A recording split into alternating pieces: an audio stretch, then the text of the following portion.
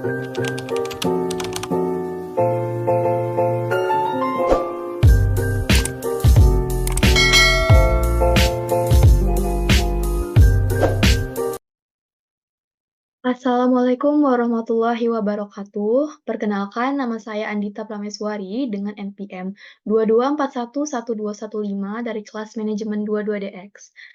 Pada video ini, saya akan menjelaskan mengenai studi kelayakan bisnis, tujuan, beserta faktor-faktornya. Apa pengertian studi kelayakan bisnis? Studi kelayakan bisnis menurut Kasmir 2003 adalah suatu kegiatan yang mempelajari secara mendalam tentang suatu usaha atau bisnis yang akan dijalankan. Dalam rangka menentukan layak atau tidaknya usaha tersebut, studi ini merupakan keputusan berdasarkan analisa terkait biaya manfaat atau cost-benefit analysis dari bisnis aktual atau kelayakan proyek. Kelayakan di sini adalah penelitian yang dilakukan secara mendalam, dilakukan untuk menentukan apakah usaha yang akan dijalankan memberikan manfaat yang lebih besar dari biaya yang akan dikeluarkan. Adapun tujuan dari studi kelayakan bisnis adalah yang pertama adalah menghindari resiko kerugian. Salah satu tujuan utama dari studi kelayakan bisnis adalah untuk meminimalkan resiko kerugian yang dapat dikendalikan maupun yang tidak dapat dikendalikan. Dengan melakukan analisa kelayakan, kita dapat mempersiapkan diri untuk menghadapi resiko yang mungkin timbul. Yang kedua adalah mempermudah perencanaan. Studi kelayakan bisnis membantu dalam merencanakan bisnis yang lebih baik. Dalam perencanaan, kita dapat menentukan berapa banyak modal yang dibutuhkan, kapan pelaksanaannya, di mana lokasinya, dan bagaimana cara melakukannya, berapa keuntungan yang diharapkan, dan bagaimana pengawasan terhadap pelaksanaannya. Nah, dengan analisis kelayakan, kita dapat menentukan usaha kita terstruktur dan terarah. Yang ketiga adalah memudahkan pelaksanaan pekerjaan. Studi kelayakan bisnis juga membantu dalam melaksanakan pekerjaan yang lebih mudah. Dengan adanya rencana yang telah disusun, melalui analisa kelayakan, kita juga memiliki pedoman yang jelas dan dapat fokus pada tujuan bisnis. Yang keempat adalah memudahkan pengawasan. Studi kelayakan bisnis juga membantu dalam mengawasi jalannya bisnis. Dengan melaksanakan rencana yang telah disusun berdasarkan analisa kelayakan, pengawasan dalam operasional bisnis akan lebih mudah dilakukan. Pengawasan dilakukan untuk memastikan bisnis berjalan sesuai dengan rencana awal, dan jika ada masalah, dapat segera diselesaikan dan dikendalikan. Yang terakhir, yaitu memudahkan pengendalian. Studi kelayakan bisnis juga bertujuan untuk memudahkan pengendalian dalam pelaksanaan pekerjaan. Dengan adanya pengawasan dalam pelaksanaan pekerjaan, kita dapat mendeteksi jika terjadi penyimpangan dan dapat melakukan pengendalian terhadapnya. Tujuan pengendalian adalah untuk mengontrol pelaksanaan pekerjaan yang tidak sesuai agar tujuan bisnis dapat tercapai. Selanjutnya adalah pihak yang berkepentingan dalam langkah studi kelayakan. Adapun pihak yang berkepentingan yaitu yang pertama adalah pelaku bisnis dan investor.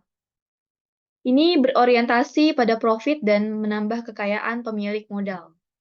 Selanjutnya adalah kreditur. Kreditur ini memastikan adanya keamanan dari dana yang disalurkan atau terjaminnya pokok pinjaman dan bunganya. Selanjutnya ada pemerintah. Pemerintah perannya di sini adalah perluasan kesempatan kerja, penghematan devisa, dan pendapatan masyarakat. Selanjutnya adalah masyarakat. Adapun akibat dari positif bagi kehidupan masyarakat. Ada tips penting studi kelayakan bisnis. Yang pertama, kelengkapan dan keakuratan data dan informasi. Selanjutnya, tenaga ahli dalam tim studi kelayakan. Yang ketiga, penentuan metode dan alat ukur yang tepat. Serta loyalitas tim studi kelayakan.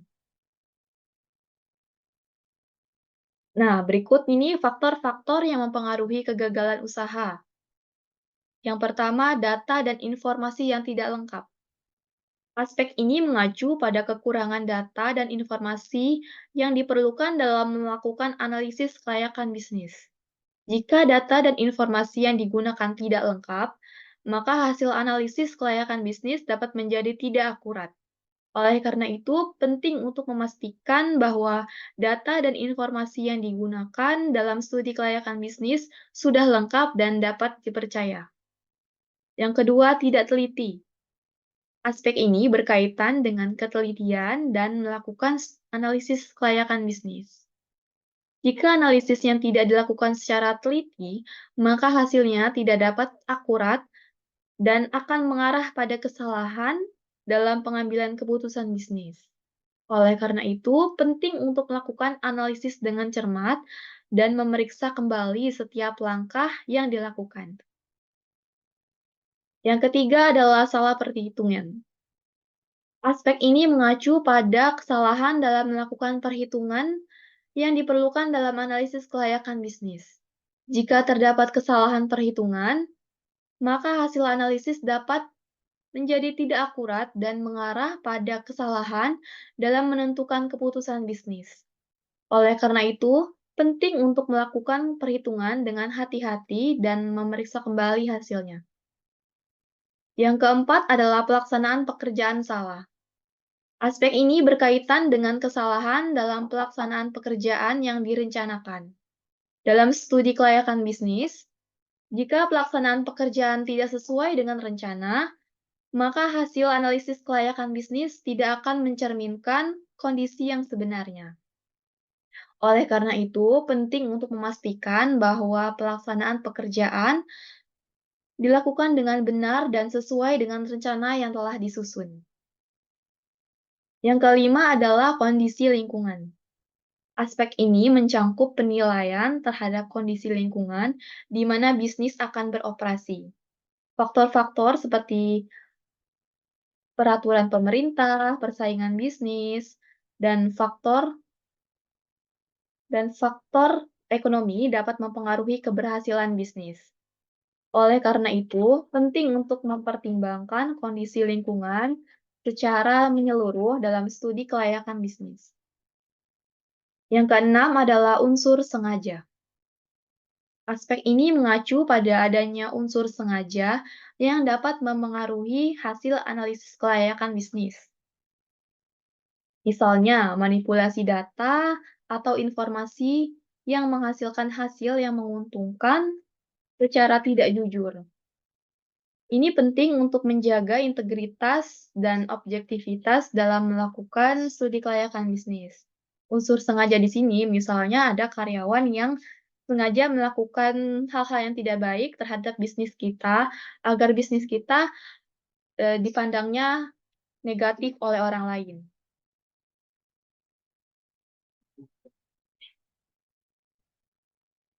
Adapun tahapan dalam studi kelayakan bisnis adalah pengumpulan data, pengolahan data, analisis data, pengambilan keputusan tidak layak atau layak. Jika tidak layak, maka dibatalkan. Kemudian adalah rekomendasi, dan yang terakhir adalah pelaksanaan dari usaha itu. Sekian video dari saya. Terima kasih. Wassalamualaikum warahmatullahi wabarakatuh.